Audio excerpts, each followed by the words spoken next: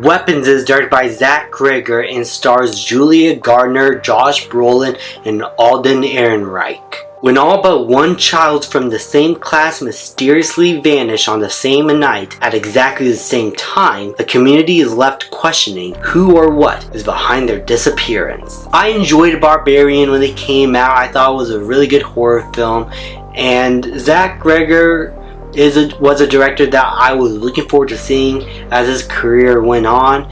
And when I heard about this film, I decided to stay away from trailers, usually from horror movie specific trailers. I like to try and keep away from it as much as possible unless it's a horror film property that I'm really engaged with, like Halloween. I typically try to stay away from trailers like that because they give away too many of the best moments and too many of the best scares. So Weapons was a movie that I failed to do that with. You saw this movie everywhere with its trailers, and I saw the film, and overall, I gotta say, this film is great. I had a fantastic time with Weapons. It was really tense, it was really frightening, but it was also a lot more character driven than I thought it was going to be. In fact, I would not call this film a horror film, but more of a psychological thriller with horror elements. This film does something that I have seen other films done before, like Pulp Fiction, in which characters are split between certain perspectives. We see one side of the story told by this character's perspective and another side told by this other character's perspective, and we see how their perspectives connect with one another. Certain moments that we did not see before happen that connect with what we saw from a previous character's experience, and we start to piece this puzzle together with the characters as they're trying to figure out what is going on and why have these kids disappeared all of a sudden. We see a lot of the emotional turmoil that everyone's going through. Julia Gardner's character is a teacher of this school whose class was the one that has gone missing apart from this one child, and she is someone with a lot of deep-rooted flaws and is very abrasive, doesn't take kindly to being held back and just being able to let everything happen how they should. She wants to be able to make things right, but constantly makes the wrong decisions, and that's all due to her own stubbornness. And I think Julia Garner was able to play that stubbornness really well here for you to not really enjoy her, but understand where she's coming from, and you want to see her come out and of the other side alive, obviously, but to be able to be a better person at the end of the day for the sake of the families that have lost their kids, but also for the sake of this one kid that's going through a lot. Josh Brolin plays a father of one of the missing children gone missing, and he gives probably my favorite performance in this entire film.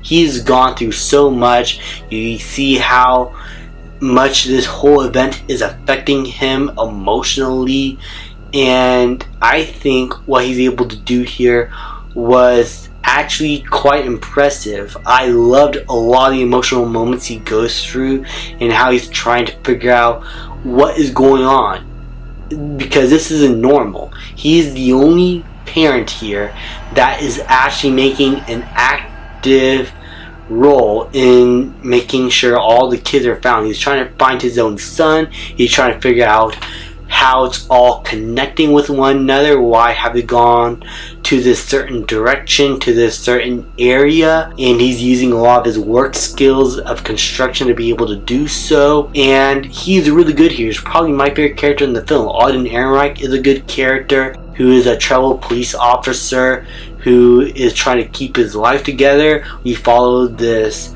person who sells and steals stuff to be able to make a living, kind of, and he does a lot of drugs, and we see how he's connected into making sure all these kids are found. But it's this little kid in the film that is the one that did not leave, who I'm impressed with the most. I cannot talk about much because it involves a lot of spoilers, but his perspective in the film was probably my favorite, as it is the most emotionally impactful for me. It's where everything comes to a head most of all, and I just fell in love with this character's story, and I felt genuinely sad for him and what he's going through, and the actual mystery and how everything unfolds before his eyes was really heartbreaking to see. And it's in the last 40 minutes of the film where I actually felt the most engaged, because it's mainly just this kid and it mostly becomes his film. He becomes a protagonist then on, and you're just rooting for him to be able to come out the other side unscathed and to be able to lift himself up again. And overall, the film becomes so much more impactful in that regard. Benedict Wong gives a good performance, but Zach Cregger is a real star in this film as a director, as he gives so much attention to detail with all these characters and making sure everything connects. Everything makes sense. I was never confused. I just wish that the cinematography could have been a bit better. Whenever it's daytime or we're in a location with a lot of lights at night, it is good. But whenever it's purely at night, I cannot see anything. It just felt too dimly lit, where I just felt like I was watching a black screen and that was it. It felt like a lot of these scary moments that are happening in these dark scenes could have had a little bit more of an impact if it was lit a bit brighter and I'm able to see what's happening. Because whenever something scary happens in these scenes and it's just black and there's just this noise that's like big and loud and I can't see anything, it becomes a bit confusing. I just thought the cinematography here in those moments could have been a bit brighter. But that is my only issue really with the film. The rest of the psychological thriller elements in which we're uncovering this mystery and how it's affecting everyone was really engaging. I liked how everyone has their own deep-rooted flaws that they're trying to improve upon, how they connect and interact with each other, and how these characters try to grow from their pain and be able to help and save all these kids trying to figure out what's going on. It is really interesting stuff, and most of the scare elements here are good, but they're not really the focus. It's mostly a psychological thriller from then on. There's this one character who I'm not going to spoil here that did creep me out so much that her performance was legitimately the one part of the film that sent chills down my spine. And she was an overall fantastic element of the film that connects with this kid's story.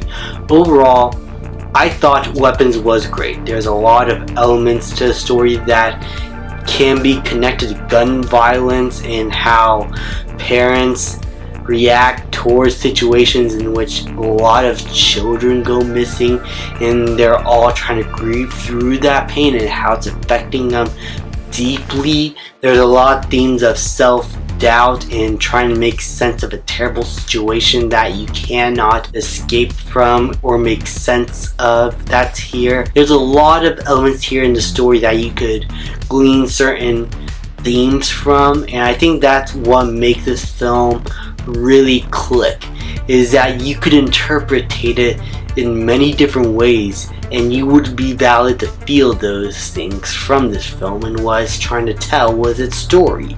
And I think Zach here did a great job directing the film in that regard, telling its story in that regard, and overall it made for a really engaging experience at the theaters. I had a really great time with Weapons. It's not perfect. I think it is a bit overhyped because it is not really a scary movie, but it is a really fascinating psychological thriller with a lot of good horror elements and great characterization. I'm going to give Weapons an A. Thank you guys so much for watching. Please leave a like, subscribe, comment, and I will see you guys next time.